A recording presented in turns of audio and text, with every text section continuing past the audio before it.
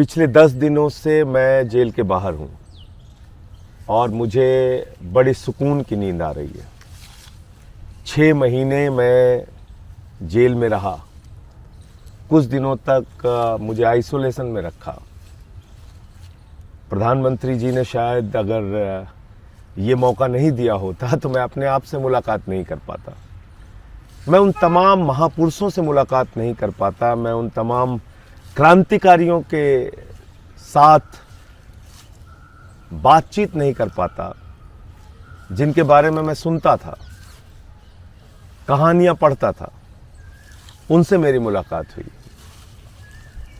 क्योंकि जब एकांत में आदमी होता है तो उसको बहुत कुछ सोचने समझने का, चिंतन करने का मौका मिलता है।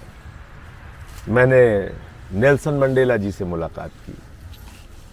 क्या शानदार क्रांतिकारी जीवन था उनका।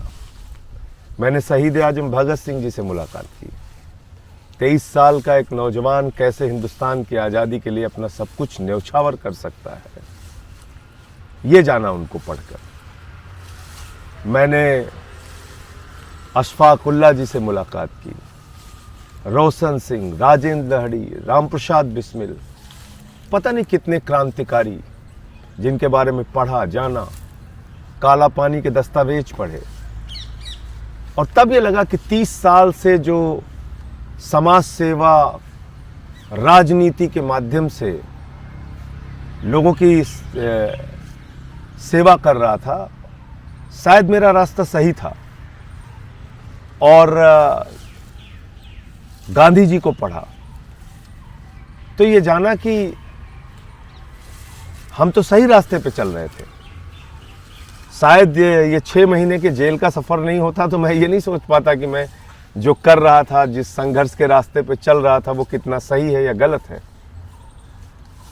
तो मैं तो धन्यवाद देना चाहूँगा प्रधानमंत्री नरेंद्र मोदी जी का कि उन्होंने ये अवसर मुझे दिया अपने आप से बात करने का, अपने रास्ते को और मजबूत बनाने का।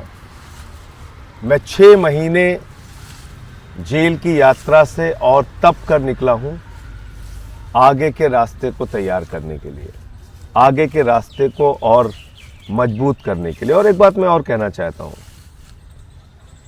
कि हो सकता है कि आज बहुत सारे माध्यम बिक गए हों, लेकिन इतिहास कभी नहीं बिकता।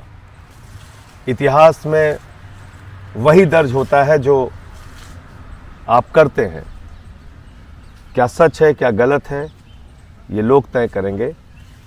लेकिन किस मंशा से प्रधानमंत्री जी ने मुझे जेल भेजा मैं नहीं जानता, लेकिन उनकी जो भी मंशा रही हो, मैं इतना ही कह सकता हूं कि आपको बहुत बहुत धन्यवाद मोदी जी। आपने 30 साल के मेरे संघर्ष के जीवन को और मजबूत बनाया और ये भरोसा दिलाया कि मैं जो काम कर रहा था वो बिल्कुल सही था और आगे और मजबूती से उसी रास्ते पे बढ़ूंगा।